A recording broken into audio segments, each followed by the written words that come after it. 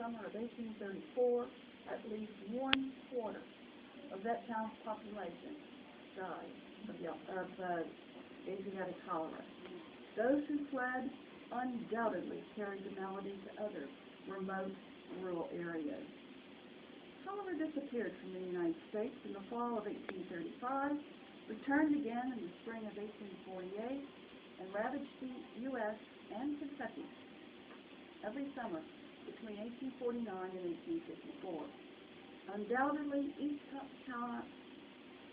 town and community struck during the epidemic had a hero or two who nursed the ill and buried the dead. Perhaps the best known of these was an Irish vagrant nicknamed King Solomon, who dug hundreds of graves in Lexington during the 1833 epidemic.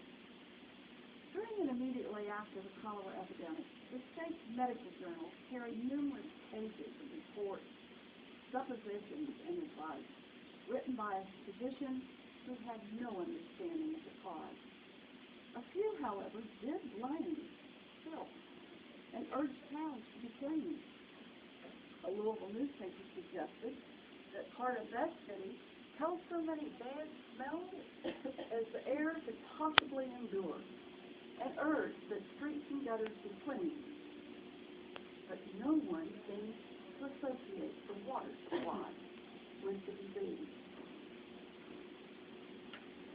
So when did things begin to get better?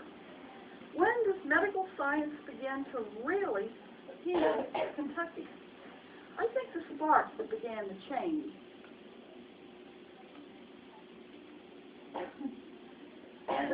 came with the devastating yellow fever epidemic of 1878, sometimes referred to as yellow jack or the saffron scourge.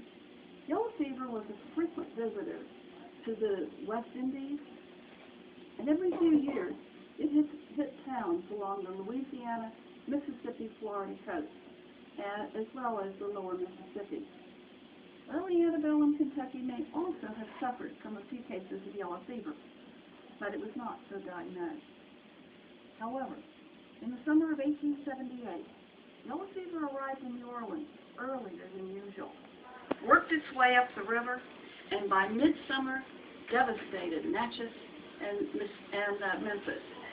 Those who could do so fled by boat and train to Paducah, Louisville, Bowling Green, and other places to the north. And in doing so, they carried the malady with them.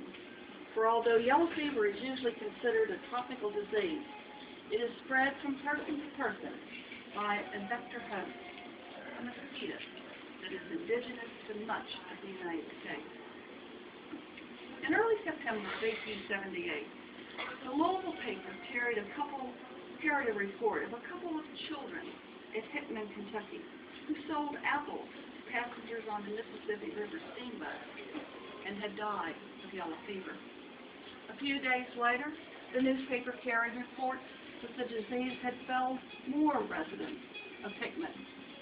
Most Kentucky physicians denied that yellow fever could hit so far north as Kentucky. Dr. Luke Blackford of Louisville disagreed. A veteran